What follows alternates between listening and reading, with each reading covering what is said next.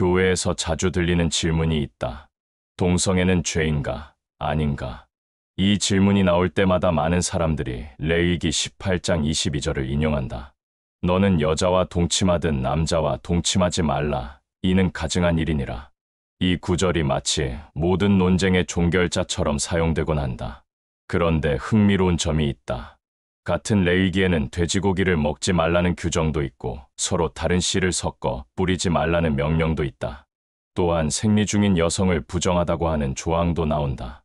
하지만 오늘날 우리는 이런 규정들을 어떻게 대하고 있을까?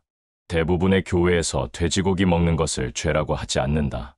면과 폴리에스터가 섞인 옷을 입는 것도 문제 삼지 않는다. 그렇다면 왜 동성애에 관한 구절만은 여전히 절대적 기준처럼 적용하는 것일까? 이것은 성경을 선택적으로 해석하고 있는 것은 아닐까? 문제는 동성애 자체가 아니라 우리가 성경을 어떻게 읽느냐에 있다. 레위기 18장이 과연 오늘날의 성적 지향에 대한 도덕적 판단을 내리기 위해 쓰여진 것일까? 아니면 당시의 특별한 상황과 맥락이 있었던 것일까? 당시 가나안 땅에는 신전 매춘과 우상 숭배가 만연해 있었다. 성적 행위가 종교적 의례와 깊게 연결되어 있었다. 하나님이 이스라엘 백성들에게 그들의 풍속을 본받지 말라고 하신 것은 단순한 성도덕의 문제가 아니라 신앙 정체성의 문제였다. 구별된 백성으로 살라는 명령이었다. 그렇다면 이 규정은 오늘날 우리가 이해하는 성적 지향과는 전혀 다른 차원의 이야기였을 수도 있다. 문화적 경계선을 긋는 선언이었을 가능성이 높다. 레위기 18장을 제대로 이해하려면 당시의 역사적 배경을 살펴봐야 한다. 이스라엘 백성들이 정착하려던 가나안 땅은 어떤 곳이었을까? 그곳은 바알과 아세라 같은 이방 신들을 섬기는 종교 문화가 지배하고 있었다. 특히 주목할 점은 이들 종교에서 성적 행위가 예배의 핵심 요소였다는 사실이다. 신전에서는 남녀 창기들이 있었고 성적 결합을 통해 신과 교감한다고 믿었다. 남성 간의 성행위 역시 특정한 종교적 의미를 담고 있었다. 이것은 단순한 개인적 성향이 아니라 우상 숭배 의식의 일부였다. 하나님은 이스라엘 백성들에게 분명히 말씀하셨다. 너희는 애굽 땅의 풍속을 따르지 말며 내가 너희를 인도할 가나안 땅의 풍속도 따르지 말라. 이것은 성적 행위 자체에 대한 금지라기보다는 그 행위들이 상징하는 종교적 체계 전체에 대한 거부 선언이었다. 레위기의 금지 조항들을 보면 이런 맥락이 더욱 분명해진다. 몰렉에게 자녀를 바치지 말라. 점치는 자를 찾지 말라. 우상을 만들지 말라. 이 모든 명령들은 하나의 공통점을 가지고 있다. 바로 이방 종교와의 완전한 단절이다. 동성 간 성행위에 대한 금지도 이런 맥락에서 이해해야 한다. 이것은 개인의 성적 정체성에 대한 판단이 아니라 가나안의 종교 문화와 구별되는 거룩한 백성으로 살라는 명령이었다. 하나님을 섬기는 방식과 바알을 섬기는 방식이 달라야 한다는 선언이었다. 그렇다면 오늘날 우리가 알고 있는 성적 지향으로서의 동성애와 당시 종교 의례로서의 동성 간행위는 완전히 다른 차원의 이야기가 된다. 레위기의 금지는 문화적이고 종교적인 경계선을 긋는 것이었지 개인의 사랑이나 정체성을 부정하는 것이 아니었다. 고대 이스라엘 사회에서 성은 단순한 개인적 취향이나 감정의 문제가 아니었다. 그것은 민족의 생존과 직결된 절박한 과제였다. 광야에서 40년을 보낸 이스라엘 백성들에게 출산과 생육은 하나님의 축복이자 명령이었다. 창세기에서부터 하나님은 생육하고 번성하라고 하셨다. 아브라함에게는 하늘의 별과 바닷가의 모래같이 후손을 번성케 하겠다고 약속하셨다. 이런 약속들은 단순한 수사가 아니라 민족의 존망이 걸린 현실적 과제였다. 당시 사회에서 남성의 정액은 생명의 씨로 여겨졌다. 이것을 헛되이 흘리는 것은 생명을 낭비하는 행위로 간주되었다. 오나니 형수 다말과의 관계에서 땅에 설정한 것도 같은 이유로 하나님의 진노를 샀다. 이는 도덕적 타락이라기보다는 생명에 대한 책임을 저버린 행위로 보였다. 남성 간의 성행위가 부정하다고 여겨진 이유도 여기에 있다. 그것은 새로운 생명을 잉태할 수 없는 행위였기 때문이다. 고대 사회에서는 생명을 낳지 않는 모든 성적 행위가 무의미하거나 부정한 것으로 분류되었다. 이런 관점은 여성에게도 동일하게 적용되었다. 불임 여성은 저주받은 자로 여겨졌고 아이를 낳지 못하는 것은 개인의 불행을 넘어 가문의 수치로 받아들여졌다. 라헬이 야곱에게 자식을 달라고 애원하며 그렇지 않으면 죽겠다고 한 것도 이런 맥락에서 이해할 수 있다. 하지만 이것은 혐오나 차별에서 나온 판단이 아니었다. 오히려 생명을 소중히 여기는 가치관에서 비롯된 것이었다. 모든 성적 행위는 생명 창조라는 거룩한 목적을 향해 있어야 한다는 신념이었다. 따라서 레위기의 동성애 금지는 개인에 대한 정죄가 아니라 생명 중심적 사회 질서를 유지하려는 공동체의 지혜였다. 이는 생존이 절박했던 고대 사회의 현실적 판단이었다. 이스라엘에게 성은 단순한 생물학적 행위가 아니었다. 그것은 하나님과 맺은 언약의 일부였고 거룩함을 구현하는 방식이었다. 하나님은 이스라엘을 거룩한 백성, 제사장 나라로 부르셨다. 이 거룩함은 삶의 모든 영역에 적용되었다. 레위기 전체를 관통하는 핵심 원리가 있다. 바로 구별이다. 정결한 것과 부정한 것, 거룩한 것과 속된 것을 구별하는 것이 이스라엘 신앙의 기본이었다. 음식에서도 먹을 것과 먹지 말 것을 구별했고 시간에서도 거룩한 날과 평일을 구별했다. 성적 영역에서도 마찬가지였다. 질서와 구별이 거룩함의 표현이었다. 근친상간이 금지된 것도 짐승과의 교합이 금지된 것도 모두 이런 맥락에서였다. 하나님이 창조하신 질서를 혼란스럽게 하는 모든 행위가 부정한 것으로 여겨졌다. 남성과 남성의 결합도 이런 관점에서 이해되었다. 하나님이 창조하신 남성과 여성의 구별을 무너뜨리는 행위로 본 것이다. 이것은 성차별이나 혐오가 아니라 창조 질서에 대한 신학적 이해였다. 할례도 같은 맥락에서 이해할 수 있다. 남성의 성기에 표시를 하는 할례는 단순한 의식이 아니라 언약의 표징이었다. 성적 영역이 하나님과의 관계에서 얼마나 중요한지를 보여주는 상징이었다. 또한 제사장들에게는 더욱 엄격한 성적 규범이 적용되었다. 과부나 이혼한 여자와 결혼할 수 없었고 처녀와만 결혼해야 했다. 이는 제사장이 거룩함의 모델이 되어야 했기 때문이다. 이스라엘에게 성은 개인의 자유나 선택의 문제가 아니라 신앙 공동체의 정체성을 드러내는 방식이었다. 어떻게 사랑하고 어떻게 결합하느냐가 곧 어떤 하나님을 섬기느냐와 연결되어 있었다. 따라서 동성애에 대한 금지도 단순한 성도덕이 아니라 거룩한 백성으로서의 정체성을 지키기 위한 신앙 공동체의 질서, 유지 수단이었다. 이는 하나님과의 언약 관계를 온전히 지키려는 신학적 고민에서 나온 것이었다. 레위기를 펼쳐보면 흥미로운 현상을 발견하게 된다. 동성애를 금지하는 구절과 나란히 놓인 수많은 다른 규정들이 있다는 것이다. 레위기 11장에서는 돼지고기와 새우, 조개류를 먹지 말라고 했다. 19장에서는 서로 다른 재료로 짠 옷을 입지 말라고 했다. 또한 같은 장에서는 밭, 모퉁이의 곡식을 다 거두지 말고 가난한 자를 위해 남겨두라고 했다. 품꾼의 삭슬 아침까지 밤새 두지 말라고도 했다. 이 모든 규정들이 동일한 무게로 기록되어 있다. 그런데 오늘날 교회에서는 어떤 규정은 철저히 지키려 하고 어떤 규정은 자연스럽게 넘어간다. 대부분의 신앙인들이 돼지고기를 먹고 면과 폴리에스터가 섞인 옷을 입는다. 하지만 동성애에 관한 구절만큼은 변할 수 없는 진리로 받아들인다. 이런 선택적 해석은 과연 올바른 것일까? 만약 레위기의 모든 규정을 문자 그대로 지켜야 한다면 우리는 일관성 있게 모든 규정을 지켜야 한다. 하지만 그렇게 하지 않는다면 왜 특정 구절만을 절대화하는지에 대한 합리적 설명이 필요하다.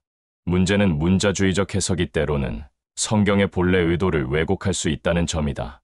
성경은 특정 시대와 문화 속에서 기록되었다. 그 말씀이 오늘날에도 의미를 갖기 위해서는 당시의 맥락을 이해하고 그 속에 담긴 영원한 원리를 찾아내야 한다. 예수님도 이런 관점을 보여주셨다.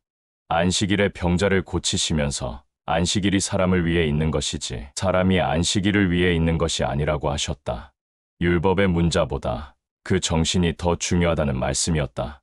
신앙의 설득력은 무조건적인 순종에서 나오는 것이 아니라 왜 그런 말씀이 주어졌는지를 깊이 이해할 때 생긴다. 하나님이 레위기의 규정들을 주신 이유가 무엇인지 그 목적이 오늘날에는 어떻게 실현되어야 하는지를 물어야 한다. 율법은 생명을 죽이는 것이 아니라 살리는 것이어야 한다. 바울이 율법은 우리를 그리스도에게로 인도하는 몽학선생이라고 한 것도 같은 맥락이다. 문자가 아니라 영이, 정죄가 아니라 생명이 신앙의 목표가 되어야 한다. 흥미롭게도 마태복음, 마가복음, 누가복음, 요한복음을 모두 살펴봐도 예수님이 동성애에 대해 직접 언급하신 말씀은 찾을 수 없다. 만약 이것이 그토록 중요한 죄의 문제였다면 죄인들과 함께 식사하시며 회개를 촉구하셨던 예수님이 침묵하셨을 이유가 없다. 대신 예수님은 당시 종교 지도자들이 절대시하던 율법 규정들에 대해 전혀 다른 관점을 보여주셨다. 바리새인들이 손 씻기 규정을 문제 삼았을 때 예수님은 입으로 들어가는 것이 사람을 더럽게 하는 것이 아니라 마음에서 나오는 것이 사람을 더럽게 한다고 하셨다. 안식일 규정에 대해서도 마찬가지였다.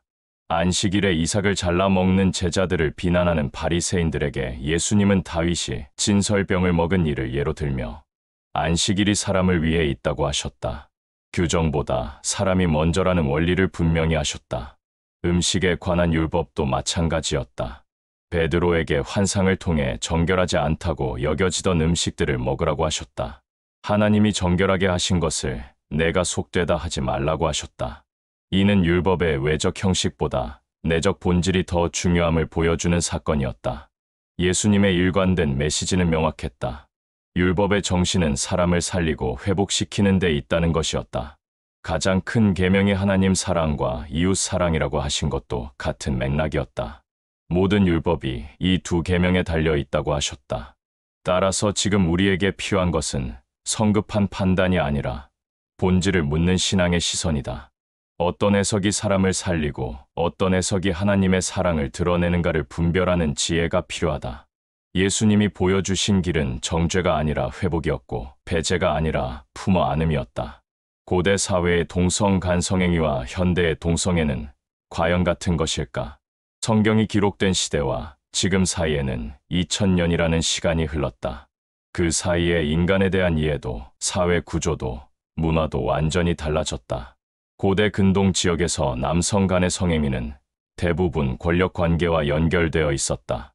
정복자가 피정복자를 굴복시키는 방식이었거나 신전에서 벌어지는 종교적 의례였다. 또는 나이가 많은 남성이 어린 소년을 성적으로 이용하는 경우가 많았다. 이는 상호 존중에 기반한 사랑과는 거리가 먼 착취의 형태였다. 하지만 오늘날 우리가 말하는 동성애는 전혀 다른 차원의 이야기다. 성인 간의 합의에 기반한 사랑이고 서로를 존중하는 관계다. 권력이나 착취와는 무관한 개인의 정체성과 지향의 문제다. 같은 단어를 쓰지만 그 내용은 완전히 다르다. 많은 현대 신학자들이 이 점을 지적하고 있다. 성경이 금지한 것과 현재 우리가 논의하는 것을 동일시해서는 안 된다는 것이다. 마치 고대의 노예제도와 현대의 고용관계를 갖다고 할 수 없는 것처럼 말이다. 또한 현대 과학은 성적 지향이 단순한 선택의 문제가 아님을 밝혀내고 있다. 생물학적, 심리학적, 사회적 요인들이 복합적으로 작용하는 현상이라는 것이다. 이는 고대인들이 알 수 없었던 새로운 지식이다. 그렇다면 성경 해석도 이런 새로운 이해를 반영해야 하지 않을까?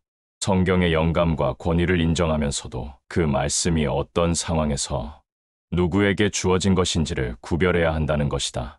현대 신학의 핵심 질문은 이것이다. 사랑과 착취를 어떻게 구별할 것인가? 서로를 존중하고 돌보는 관계와 권력을 이용해 상대를 이용하는 관계를 어떻게 분별할 것인가? 성경이 정말 금지하고자 했던 것은 무엇이고 오늘날 우리가 추구해야 할 것은 무엇인가? 해석은 시대와 맥락을 고려할 때 생명력을 갖는다. 문자를 고집하다가 정신을 놓치는 우를 범해서는 안 된다. 성경이 추구하는 궁극적 가치가 무엇인지를 분별하는 지혜가 필요한 시대다. 이 주제를 다룰 때마다 교회는 너무 성급하게 판단의 자리에 섰다. 죄다, 아니다를 먼저 정하고 그 다음에 사람을 보려 했다. 하지만 예수님이 보여주신 방식은 달랐다.